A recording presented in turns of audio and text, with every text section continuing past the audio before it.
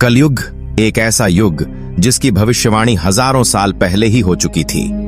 अंधकार, छल, भ्रम और मानवीय पतन का युग।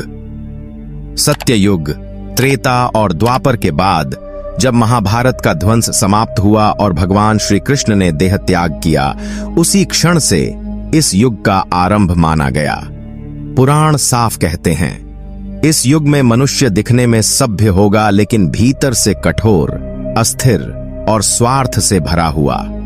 रिश्तों की डोर कमजोर होगी, विश्वास के धागे टूटेंगे और मनुष्य का मन अकेलापन, क्रोध और लालच में डूबता जाएगा।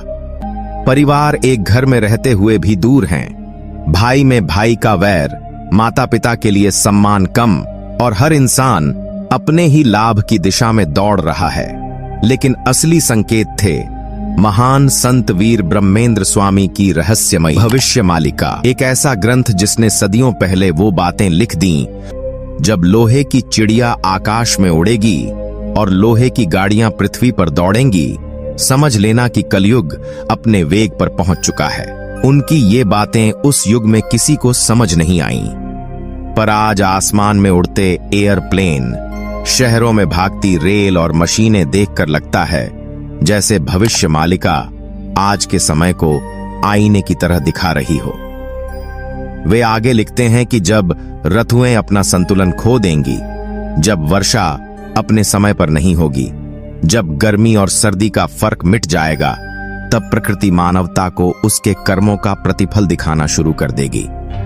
आज चारों ओर कहीं बेहिसाब बारिश, कहीं सूखा, कहीं अचानक भूकंप, कहीं बर्फीले तूफान, कहीं महामारी और कहीं युद्ध की आशंका।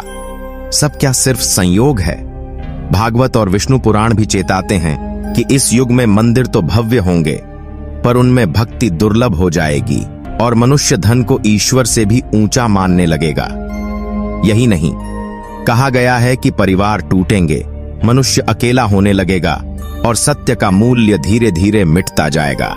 जब युग इस स्तर तक गिरता है तो प्रकृति भी शांत नहीं रहती। वह संकेत देती है, चेताती है, छोटी छोटी हलचलों से बताती है कि रास्ता गलत है। इसी कारण लोग पूछते हैं, क्या 2026 में दुनिया समाप्त हो जाएगी?